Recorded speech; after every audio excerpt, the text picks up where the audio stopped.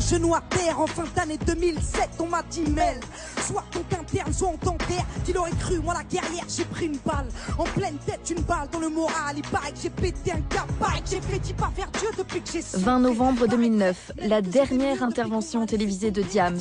Sur le plateau de Ce soir ou jamais, l'artiste chante l'enfer du succès, la dépression et évoque sa conversion à l'islam.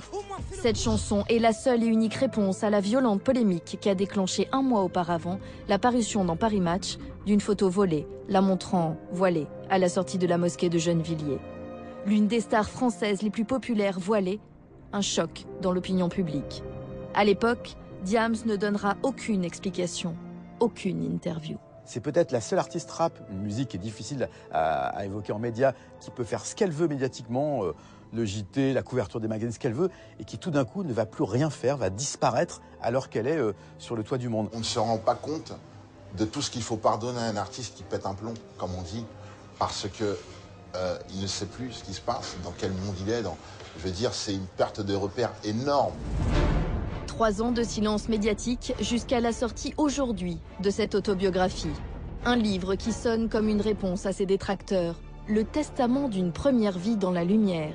Un succès hors norme doublé d'un mal-être profond. Un changement de vie radical. Le choix aujourd'hui de l'anonymat. Son enfant. Diams dit tout.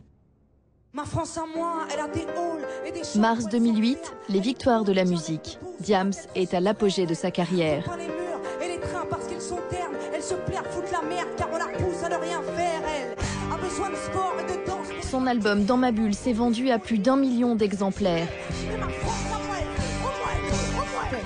Tous les professionnels de la musique présents dans la salle l'ovationnent.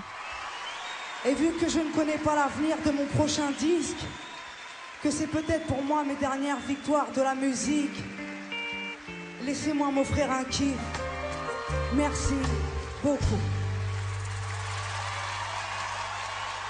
Elle pourrait triompher, mais son émotion est tout autre.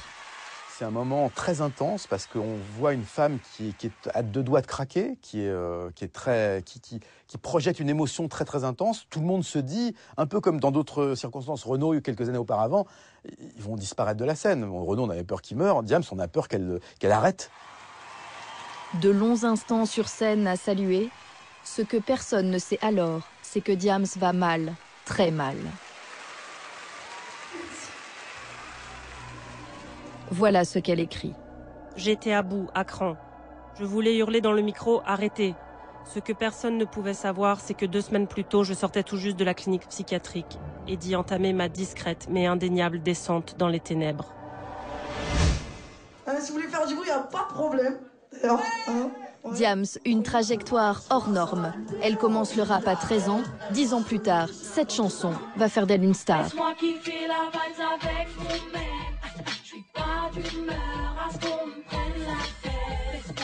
Mélanie Georgiades, la petite banlieusarde, devient le phénomène Diams. Elle multiplie les tubes. Jeune demoiselle, la boulette. Tout lui réussit.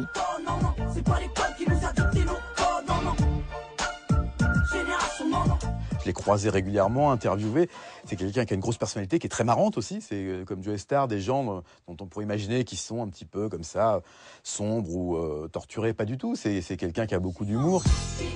Avec Dans ma bulle, elle est même la meilleure vendeuse d'albums de l'année 2006, loin devant Renaud, Bruel, Hallyday.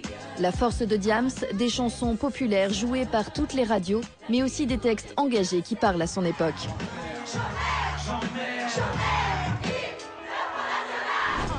Elle est la porte-parole d'une génération.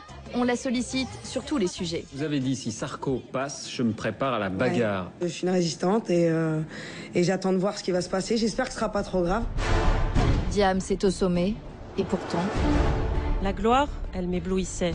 L'argent, je n'arrivais pas à le transformer en sérénité. Un mari, je ne le trouvais pas. Un enfant, j'en étais moi-même un. Des bijoux, ils m'étranglaient. Quand ton rêve est à portée de main, tu t'aperçois que c'est un leurre, un piège. Le grand public et même les gens qui l'entourent sont loin d'imaginer ce que ressent Diams. Pour eux, ces baisses de morale et de forme sont dues au surmenage. À l'époque, Oxmo Puccino, l'une des stars du rap, partage la même maison de disques que Diams et la croise régulièrement. Humainement, je voyais quelquefois c'était difficile à supporter.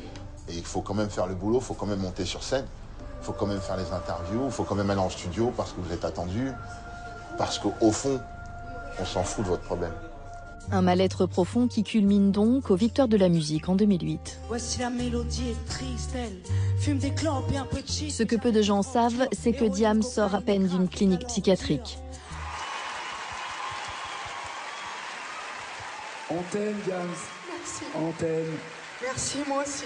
Merci. À tout à l'heure. J'ai quitté la scène, torturée entre l'envie de me tuer et celle de disparaître. 2 jours après les Victoires, j'étais de nouveau internée. Diams est alors internée 1 mois et demi dans 7 cliniques de la région parisienne. À 27 ans, elle enchaîne les psys et les médicaments. À sa sortie, elle fera une tentative de suicide. L'été passé auprès de ses amis n'y change rien. Diams va mal. Quelques mois plus tard, chez l'une de ses plus proches amies, la chanteuse Vita, elle rencontre Soussou. Elle est musulmane, tournée vers la spiritualité, elle va l'initier à la prière. Là, j'ai eu le sentiment d'une renaissance. Je n'avais pas été aussi bien depuis des années. Je me sentais légère, apaisée, sereine. Diams a trouvé sa voie. L'artiste retrouve l'inspiration, écrit un nouvel album au titre évocateur, SOS. Et chaque jour, elle vient prier ici, à la mosquée de Gennevilliers.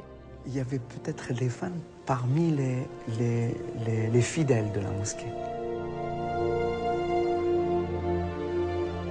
Je me souviens de la première fois où il est venu à la mosquée, c'était pendant le mois de Ramadan. Elle a pris l'initiative toute seule, donc avec son mari. Elle est venue faire la prière directement et pour nous c'était une musulmane comme toutes les autres. Diams s'épanouit dans cet anonymat relatif, mais l'apaisement n'est que de courte durée. 8 octobre 2009, Paris Match publie des photos de la chanteuse voilée à la sortie de la mosquée, accompagnée de son mari. Je n'en revenais pas. Intrusion, vol, toute ma vie s'en est trouvée chamboulée, d'un point de vue personnel et professionnel. Ça a été la petite fille du peuple, meilleur album 2006, plus grosse vente de disques, et puis à un moment donné, les gens la retrouvent à la une de Paris Match voilée. Enfin, faut s'imaginer le choc à un moment donné que ça a été dans l'opinion publique. Je me suis dit, bon, bah voilà, ça y est, le cirque va commencer.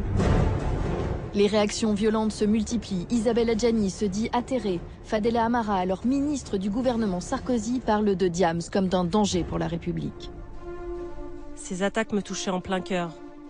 On me regardait comme une bête curieuse, dans le genre « Attention, voilà Diams, peut-on lui dire bonjour ou bien va-t-elle nous tuer du regard sous son voile ?»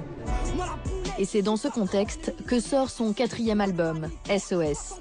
Malgré la pression forte de son entourage professionnel pour qu'elle s'exprime, Diams décide de ne donner aucune interview. Ne pas parler dans les médias, c'était son choix. Donc je pense qu'elle l'assume très bien. Mais c'est vrai que vu de l'extérieur, en tout cas de mon point de vue, c'est une erreur dans le sens où on n'a pas parlé de ce qu'il y avait dans le disque, on n'a pas parlé du contenu des paroles, on n'a pas parlé de l'orientation musicale qui était quand même assez originale. On n'a parlé que de le voile, l'islam, toute une série de fantasmes, de dossiers dont on parlait, où on parlait de tout sauf de Diams vraiment. Et voici la nouvelle Diams en paix avec elle-même. Diams donne une dizaine de concerts seulement. Résultat, 200 000 albums vendus contre 1 million pour son précédent disque. Un échec. Finalement, ça ne l'a pas fait, dit Diams dans son livre. Depuis, plus rien. Plus une seule apparition publique. Pas la moindre explication jusqu'à cette autobiographie. Alors, quelle est la vie de Mélanie aujourd'hui? Celle d'une mère de famille, mariée. Sa fille est âgée de quelques mois à peine. Elle a déménagé, voit la forêt au bout de sa rue, se dit heureuse et rêve à des actions humanitaires en Afrique. Elle termine son autobiographie sur ces mots. Je n'attends ni gloire ni honneur. Rien n'est fini, les amis. Au contraire, tout commence ici. Inch'Allah. Elle n'annonce ni nouvel album, ni nouveaux projets musicaux. Pour la promotion du livre, Diams ne devrait donner qu'une ou 2 interviews télévisées. Ses premières depuis 3 ans. Je vous ai senti vraiment passionné par ce sujet, Lambert Wilson.